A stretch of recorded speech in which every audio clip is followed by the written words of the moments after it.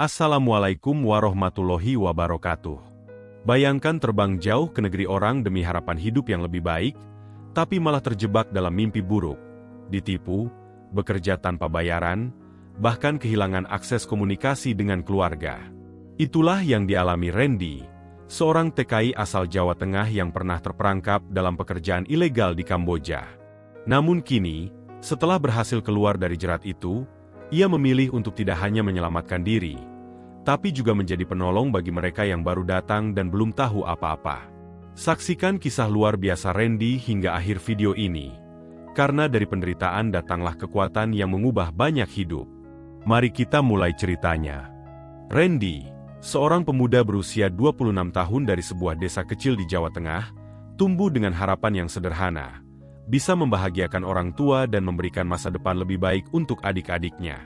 Ayahnya adalah seorang petani sawah dengan penghasilan tak menentu, dan ibunya berjualan sayur keliling ke kampung sebelah menggunakan sepeda tua. Setiap pagi, Randy membantu ibunya membawa keranjang penuh sayuran, lalu bergegas ke ladang untuk membantu ayahnya. Nanti kalau aku kerja di luar negeri, kita nggak perlu lagi mikirin biaya sekolah Dika dan Rara, katanya sambil tersenyum pada sang ibu. Di kampung, cerita tentang keberhasilan orang-orang yang bekerja di luar negeri menjadi kisah yang sering dibagikan dari mulut ke mulut. Maka ketika seorang tetangga mengenalkannya pada agen penyalur tenaga kerja, hati Randy membuncah penuh harap. Agen itu menjanjikan pekerjaan di perusahaan digital di Kamboja, gaji besar, kerja santai, dan fasilitas lengkap. Kamu bakal kerja di ruangan ber-AC, cuma duduk depan komputer, kata si agen. Tanpa curiga, Randy pun menandatangani kontrak yang tak benar-benar ia pahami, karena dokumennya berbahasa asing. Perjalanan Randy menuju Kamboja tak semewah bayangan. Ia dan beberapa orang lainnya dibawa menggunakan pesawat menuju Phnom Penh, lalu dijemput oleh pria asing yang tidak menyebutkan identitas jelas. Mereka naik mobil tanpa logo perusahaan ke sebuah gedung tua berlantai 5 yang tampak seperti apartemen terbengkalai. Tidak ada papan nama, tidak ada sambutan hangat. Sesampainya di dalam, mereka langsung dikumpulkan di sebuah ruangan kosong, lalu satu persatu diminta menyerahkan paspor. Ini prosedur biasa, untuk keamanan, kata pria tersebut dengan nada dingin. Randy mulai merasa ada yang tak beres. Tapi ia memilih diam, takut menimbulkan masalah. Ruangan itu dingin, tapi bukan karena AC, melainkan karena suasananya yang penuh ketakutan dan kebingungan. Di sudut ruangan, beberapa orang tampak duduk dengan wajah pucat dan mata sembab. Apa mereka juga korban? Pikir Randy sambil menatap tajam ke sekeliling. Harapan yang dibawa Randy runtuh dalam hitungan hari. Ia tak pernah melihat komputer modern, ruang kantor, atau meja kerja rapi. Yang ada hanyalah deretan meja kayu dengan laptop lusuh dan jaringan internet yang dipakai untuk pekerjaan ilegal, penipuan online. Randy diperintahkan untuk mengirim pesan palsu ke orang-orang asing, menyamar sebagai customer service, dan menggiring mereka untuk menyerahkan data pribadi atau mengirim uang. Ia merasa jijik setiap kali mengetik pesan, tapi jika ia menolak, ia tidak akan diberi makan. Kerja atau kelaparan, pilihanmu. Begitu ancaman yang keluar dari mulut supervisor lokal yang menjaga mereka. Kadang mereka disuruh kerja sampai 16 jam tanpa henti, bahkan diancam jika tertidur. Randy mulai tak sanggup tidur nyenyak. Hatinya terus memberontak. Ini bukan aku. Ini bukan yang aku impikan, bisiknya pada dirinya sendiri, malam demi malam. Malam menjadi waktu paling menyakitkan bagi Randy. Di balik jeruji kamar kecil yang dikunci dari luar, ia hanya bisa termenung sambil menatap langit-langit. Pikirannya selalu melayang pada wajah ibunya, senyum adik-adiknya, dan suara ayahnya yang lembut saat mengajak ke sawah. Ya Allah, kalau Engkau masih izinkan aku hidup, tolong selamatkan aku dari tempat ini. Aku janji, aku akan bantu orang lain agar tidak mengalami hal seperti ini, ucap Randy pelan dengan mata berkaca-kaca. Tak jarang air matanya jatuh begitu saja tanpa suara. Ia tak ingin teman sekamarnya tahu ia menangis. Tapi rasa takut, bersalah, dan rindu bercampur menjadi satu. Randy mulai mencatat hari-hari di tembok dengan goresan kecil. Ia tak tahu kapan bisa keluar, Tapi ia tetap menghitung, agar tak lupa bahwa waktu masih berjalan. Hari itu datang tanpa diduga. Salah satu teman sekamarnya diam-diam berhasil menghubungi Kedutaan Besar Indonesia melalui aplikasi tersembunyi di ponsel. Bantuan pun datang perlahan, lewat jalur diplomatik dan organisasi kemanusiaan. Petugas setempat datang mengecek lokasi, dan dalam waktu beberapa minggu, Randy bersama belasan korban lainnya berhasil dibebaskan. Mereka dipindahkan ke rumah perlindungan yang dikelola oleh organisasi nirlaba. Saat keluar dari gedung yang selama ini menjadi penjara tak resminya, Randy tidak bisa menahan tangis. Ia sujud syukur di trotoar, di bawah sinar matahari pagi yang hangat. "Terima kasih. Ya Allah, aku nggak mimpikan," gumamnya sambil memejamkan mata dan membiarkan air matanya mengalir bebas. Tubuhnya kurus, wajahnya pucat, tapi di dadanya ada semangat baru yang mulai tumbuh. Semangat untuk memulai lagi, tapi bukan hanya untuk dirinya. Langit Phnom Penh pagi itu cerah. Udara terasa lebih segar dari biasanya, setidaknya bagi Randy. Setelah berbulan-bulan hidup dalam tekanan, penderitaan, dan rasa putus asa, pagi itu ia akhirnya bebas. Di halaman luar shelter milik organisasi kemanusiaan, Randy sujud di atas tanah, tubuhnya menggigil antara lega dan lelah. Ia tidak peduli walau tanahnya berdebu dan pakaian lusuhnya kotor. "Ini tanah kebebasan. Ini bukti bahwa Allah masih sayang sama aku," bisiknya sambil menahan isah. Di sampingnya, seorang relawan menyodorkan air mineral dan roti, tapi Randy tak langsung memakannya. Matanya masih terpejam, mengingat semua doa-doa yang ia panjatkan selama di kamar gelap itu. Ia teringat janjinya. Bukan janji biasa, tapi janji kepada Tuhan, bahwa jika ia bisa keluar dari tempat itu, ia akan menjadi jalan bagi orang lain agar tidak masuk ke lubang yang sama. Hari itu, meski tubuhnya masih lemah, Randy mulai menyusun satu niat. "Aku harus kembali kuat. Bukan cuma untukku, tapi untuk orang lain yang belum selamat." Sebulan setelah dibebaskan, Randy diberi pilihan oleh pihak kedutaan, pulang ke Indonesia atau tinggal sementara di Kamboja dengan pengawasan dan dukungan dari LSM. Banyak rekan senasibnya memilih pulang, ingin cepat-cepat melupakan mimpi buruk itu. Tapi Randy tidak. Ia justru memutuskan untuk tetap tinggal. "Saya belum selesai di sini. Masih banyak yang perlu diselamatkan," katanya tegas saat ditanya relawan. Keputusannya sempat membuat beberapa orang terkejut. Tapi bagi Randy, itu adalah bentuk tanggung jawab moral. Ia mulai ikut kegiatan pelatihan dari organisasi kemanusiaan, belajar menjadi pendamping dan penerjemah sukarela bagi para pekerja migran Indonesia yang baru tiba. Ia bahkan mulai menelusuri bandara dan terminal secara rutin, mencari tanda-tanda orang Indonesia yang baru datang, wajah-wajah asing yang penuh harapan, seperti dirinya dulu. Kalau mereka sendirian, gampang sekali dipermainkan agen ilegal, ucapnya. Ia juga menyebarkan edukasi melalui grup-grup media sosial tentang cara mengenali penipuan kerja luar negeri. Perlahan, Randy bukan lagi korban. Ia mulai jadi penjaga gerbang. Randy tahu betul bagaimana rasanya menjadi orang asing di negeri orang. Maka ia selalu berusaha menjadi orang pertama yang menyapa. Suatu hari, ia melihat seorang pria muda kebingungan di pintu keluar terminal. Wajahnya tampak gugup, koper kecil di tangannya, dan kertas alamat yang hampir sobek karena terlalu sering digenggam. "Mas, dari Indonesia?" tanya Randy pelan. Pemuda itu mengangguk, lega seketika. Ia baru tahu kalau alamat yang diberikan agen tidak bisa ditemukan di Google Maps. "Ini perusahaan digital di Phnom Penh," katanya, ujarnya polos. Randy langsung tahu itu jebakan. "Mas, ikut saya dulu. Kita cek bareng." "Jangan terburu-buru," katanya sambil tersenyum. Tak hanya sekali dua kali Randy menghadapi situasi semacam itu. Ia mulai hafal pola para agen. Nama-nama mereka, alamat fiktif, bahkan cara mereka menyamarkan operasional ilegalnya. Setiap berhasil menyelamatkan satu orang, Randy merasa seperti menyelamatkan dirinya sendiri untuk kedua kalinya.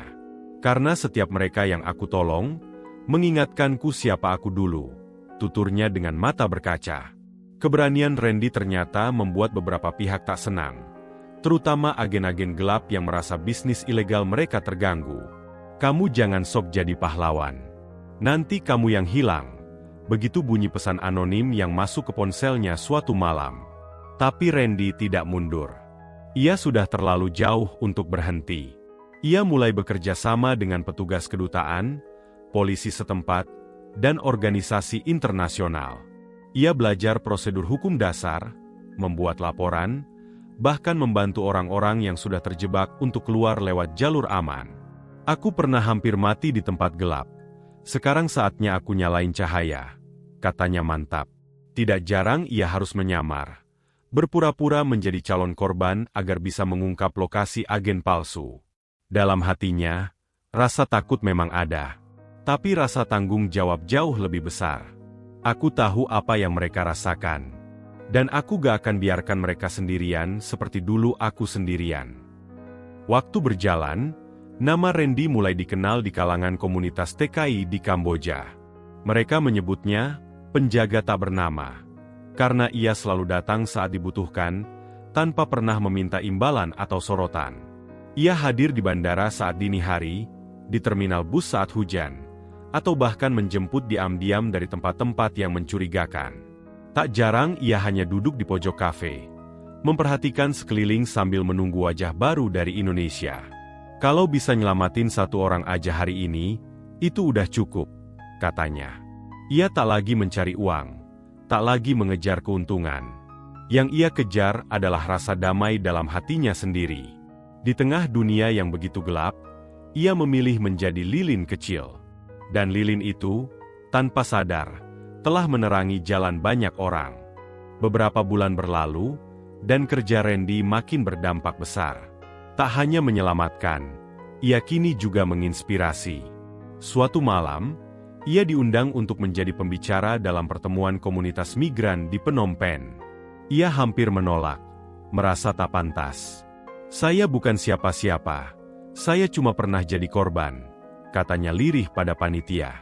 Tapi mereka memintanya untuk hadir, bukan karena gelar atau posisi, melainkan karena kisahnya nyata. Di panggung kecil di sebuah aula sederhana, Randy bercerita dengan suara pelan tapi tegas. Ia menceritakan bagaimana awalnya ia datang penuh harapan, bagaimana ia tertipu, dan bagaimana ia selamat. Saat ia bercerita tentang momen ia berdoa di kamar gelap, banyak yang menunduk, beberapa menangis. Saya berdiri di sini bukan karena saya kuat, tapi karena saya ditolong. Dan sekarang saya cuma meneruskan pertolongan itu, ucapnya. Malam itu, Randy tidak hanya didengar. Ia diterima, dihargai, dan dikenang sebagai jembatan yang menyambungkan orang-orang dari kegelapan menuju tempat yang lebih aman. Suatu pagi, saat Randy sedang menyusun dokumen pelaporan di shelter, telepon genggamnya berdering. Nomor tak dikenal. Halo, Mas Randy? Ini saya, Ayu. Saya adiknya Mas Arif yang Mas selamatkan 2 bulan lalu. Suara di seberang terdengar gemetar. Randy mengangguk meski tak bisa terlihat. Kami sekeluarga ingin berterima kasih. Mas Arif sekarang sudah kerja di tempat layak. Kami nggak tahu harus bilang apa. Terima kasih karena sudah jadi cahaya di waktu kami gelap, katanya sambil menangis. Randy terdiam. Hatinya bergetar hebat. Setelah panggilan itu ditutup, ia menatap jendela shelter dan membiarkan air matanya jatuh. Kadang kita tidak sadar bahwa satu keputusan kecil, memilih tinggal, memilih menyapa, memilih menolong, bisa mengubah kehidupan orang lain secara menyeluruh. Telepon itu bukan sekadar ucapan terima kasih. Itu pengingat bahwa jalan yang ia tempuh, seberat apapun, sudah membawa makna yang lebih besar dari sekadar kisah hidupnya sendiri. Randy belum pulang ke Indonesia. Sudah lebih dari setahun sejak ia dibebaskan. Banyak yang bertanya, kapan pulang? Tapi jawabannya selalu mengambang. Bukan karena ia tak rindu, tapi karena ia merasa rumahnya kini bukan hanya di tempat ia dilahirkan, melainkan dimanapun ia dibutuhkan. Shelter, terminal, lorong pengungsian, bahkan ruang tunggu bandara.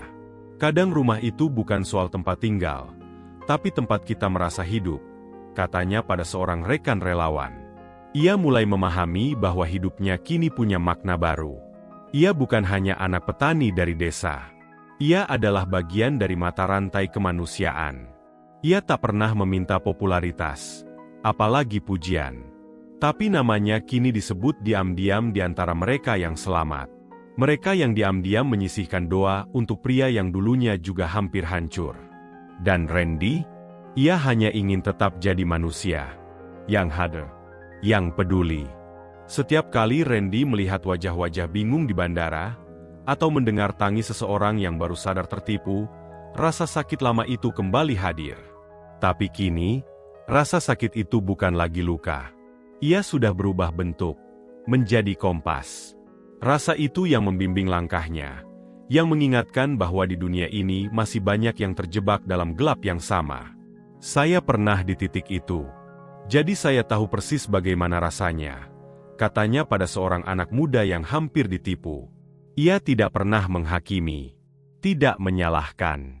Karena ia tahu, tak semua orang diberi pengetahuan, dan tak semua orang punya kekuatan untuk bertanya. Ia hadir bukan sebagai pahlawan. Ia hadir sebagai cermin, agar mereka tahu bahwa luka itu bisa sembuh, bahwa jalan pulang itu ada. Tapi kadang, kita harus berjalan lebih jauh dulu, agar bisa menuntun orang lain. Cerita Randy mungkin belum berakhir. Ia tidak tahu apa yang akan terjadi esok atau bulan depan. Tapi satu hal pasti, selama masih ada yang datang, ia akan tetap menunggu. Selama masih ada yang tersesat, ia akan tetap menunjukkan jalan. Ia bukan pejabat, bukan aktivis terkenal, bukan siapa-siapa, tapi ia memilih jadi seseorang yang hadir saat tak ada yang lain. Di akhir kisahnya, Randy hanya ingin satu hal, agar tak ada lagi yang terjebak di tempat gelap tanpa tahu harus kemana. Kalau kamu nonton video ini, dan kamu sedang merasa sendirian atau takut, ketahuilah, kamu nggak sendiri. Selalu ada orang-orang yang mau bantu kamu. Jangan ragu untuk bicara, untuk minta tolong. Karena aku pernah jadi kamu. Maka, jika kisah ini menyentuh hatimu, jangan lupa bantu sebarkan. Siapa tahu, ada Randy-Randy lain di luar sana yang masih terjebak. Dan satu jari kita, bisa jadi cahaya bagi mereka. Terima kasih sudah menonton sampai akhir. Semoga kisah ini bisa menjadi pelajaran berharga tentang pentingnya solidaritas, doa, dan keberanian untuk bangkit dari keterpurukan. Jangan lupa untuk like, komen, dan share video ini agar lebih banyak orang tahu dan terinspirasi. Klik subscribe untuk cerita-cerita nyata lainnya yang menyentuh hati. Wassalamualaikum warahmatullahi wabarakatuh.